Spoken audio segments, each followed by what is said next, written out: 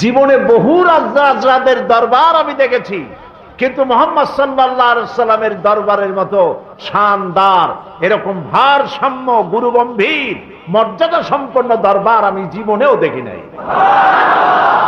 তার কোনো সিংহাসন নাই, সাধারণ মানুষের মধ্যে তিনি বসেন, নিজের জন্য আলাদা কোনো সিংহাসন নাই।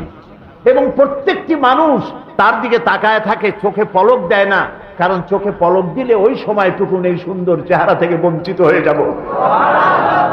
তিনি যখন উযু করেন, উযুর পানিগুলি কেউ মাটিতে গড়াতে দেয় না, সাহাবীরা পানিগুলি উঠায় নিজেদের গায়ে মাখায় নেয়।